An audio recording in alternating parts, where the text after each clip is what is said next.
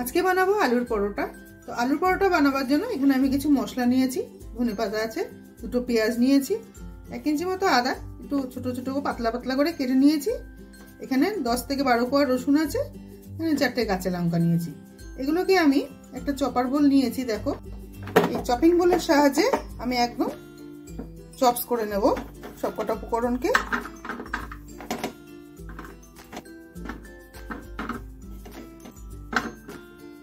খুব তাড়াতাড়ি হয়ে যায় মেশিনটির সাহায্যে।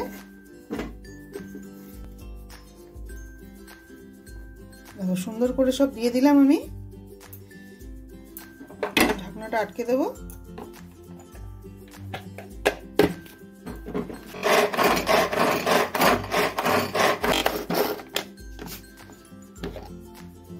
দেখো কত সুন্দর চপস হয়ে গেছে। এখানে আমি 500 গ্রাম আলু সিদ্ধ করে নিয়েছি। আলুগুলোকে প্রথমে আমি ম্যাশ করে নেব ভালো করে।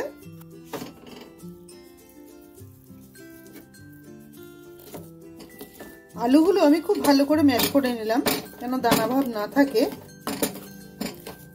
এবার বাকি মশলাগুলো আমি এর মধ্যে দিয়ে দেব স্বাদ মতো নুন, চাট মশলার গুঁড়ো দেব, অল্প করে আজওয়ান দেব। আজওয়ানটা দিলে পরে গ্যাস অম্বলটা কম হয়, এই জন্য আমি আজওয়ানটা ব্যবহার করি। আর চপিং করে রাখা সব মশলাগুলো এর মধ্যে দিয়ে দিলাম। এর মধ্যে দিয়ে দেবো অল্প করে কসুরি মেথি। এবার সবকটা উপকরণকে দিয়ে খুব সুন্দর করে আমি মেখে নেব। কসুরি মেথিটা আলুর পরোটার সঙ্গে দিলে পরে খুব ভালো লাগে আমার। তোমরা চাইলে দিতে পারো, আর তোমাদের যদি ভালো না লাগে তাহলে তোমরা স্কিপ করে যেও।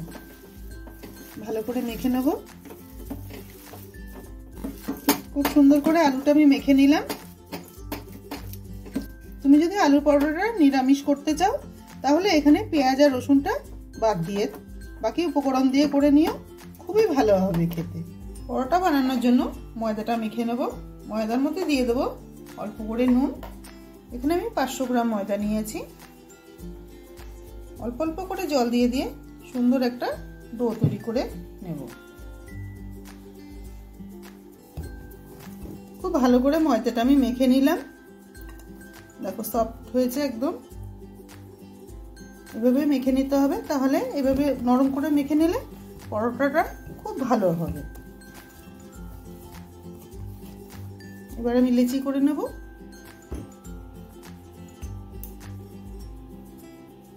প্রথমে দেখো একটা করে লেচি নিয়ে একটুখানি ময়দা মাখিয়ে নেব।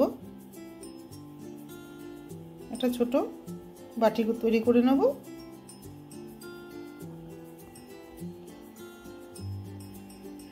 তোমাদের এইভাবে করতে অসুবিধা হলে বাটিটা তোমরা বেলে নিয়েও করে নিতে পারো।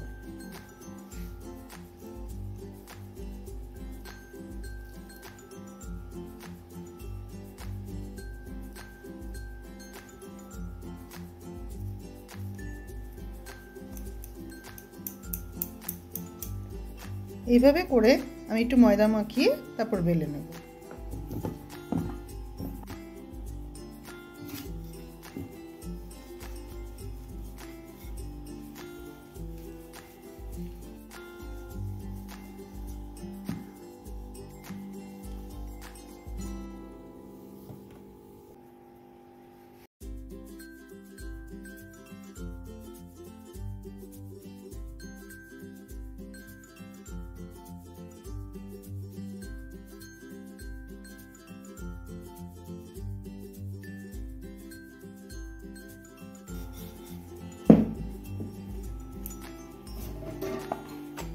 একটা চাটু বসিয়ে দিয়েছি।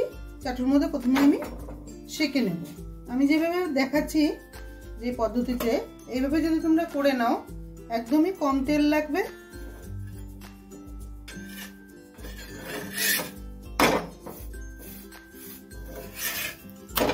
এপিট ওপিট করে ভালো করে আমি সেঁকে নিলাম রুটিটা। এবার দেখো একটা ফ্রাই প্যান বসিয়েছি। ফ্রাই প্যানে আমি একদম অল্প করে সাদা তেল দিয়ে দেবো। এবার পরোটাটা ভেজে নেব।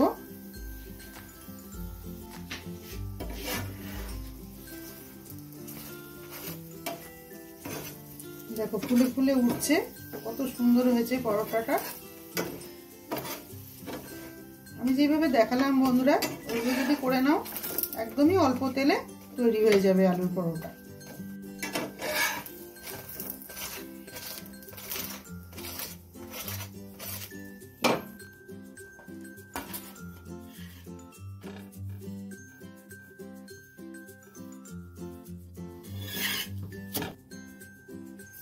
রুটিটা ভেজে আবার দিয়ে দিলাম।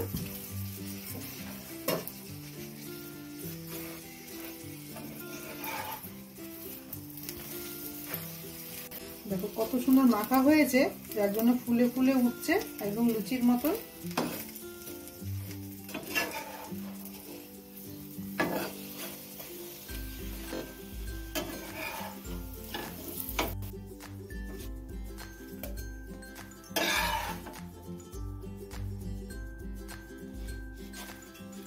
সবকটা পরোটা আমি এভাবে ভেজে নিলাম। এবার আমি সার্ভ করব। তৈরি হয়ে গেল খুবই ইজি পদ্ধতিতে অল্প তেলে আলুর পরোটা। ভিডিওটা ভালো লাগলে তোমাদের একটা লাইক করে দিও। তুমি যদি আমার চ্যানেলে নতুন বন্ধু হয়ে থাকো তাহলে একটা সাবস্ক্রাইব করে আমার পাশে থেকো। পুরো ভিডিওটা দেখার জন্য অসংখ্য ধন্যবাদ। সবাই ভালো থেকো।